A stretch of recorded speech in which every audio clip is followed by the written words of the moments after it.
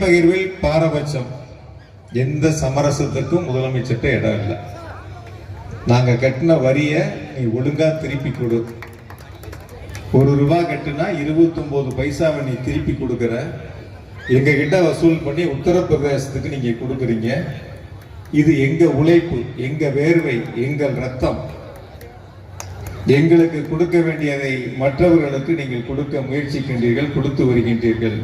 எங்கள் உரிமையை நாங்கள் மீட்டெடுப்போம் என்று சூளுரைத்து எந்த சமரசத்திற்கும் இடமில்லாமல் தமிழ்நாட்டை பாதுகாத்து வருகின்ற முதலமைச்சர் மாண்புமிகு தளபதி அவர்கள் தொகுதி சீரமைப்பு என்ற பெயர்ல தமிழ்நாட்டில் குறிப்பா தமிழ் மண்ணுக்கு சில மாநிலங்களுக்கு ஒன்றிய அரசு நம்முடைய எண்ணிக்கையை குறைத்து நம்முடைய குரல் டெல்லியில் ஒலித்துவிடக் கூடாது என்ற குறுகிய மனப்பான்மையோடு சூழ்ச்சி செய்கிறது. இந்தியாவில் இருக்கக்கூடிய தலைவர்கள் எல்லாம் இதை முன்னெடுப்பதற்கு முன்பாக இந்தியாவில் இருக்கக்கூடிய அரசியல் தலைவர்களை ஒருங்கிணைத்து மாண்பு முதலமைச்சர்கள் முன்னெடுத்திருக்கின்ற இந்த ஒன்றிய அரசினுடைய சூழ்ச்சியை வீழ்த்தி தமிழ்நாட்டினுடைய உரிமையை காக்கக்கூடிய முதலமைச்சராக மாண்பு தளபதி அவர்கள் நல்லாட்சியை நடத்தி கொண்டிருக்கின்றார்கள்.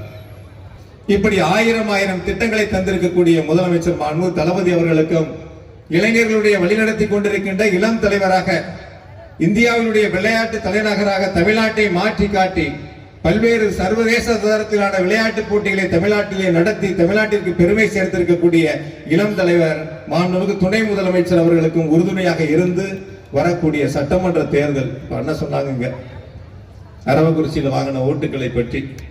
அரவக்குறிச்சி மட்டும் இல்லை, எங்க நின்னாலும் வாங்குவது முட்டையாக இருக்க வேண்டும். இனி தேர்தல் களம் என்பதை பற்றி அவர்கள் சிந்திக்கவே கூடாது. தேர்தல் களம் என்பதை பற்றி அவர்கள் சிந்திக்கவே கூடாது. அதற்கு இளைஞர்கள் நம்மை நாம் தயார்படுத்திக் கொள்ள வேண்டும்.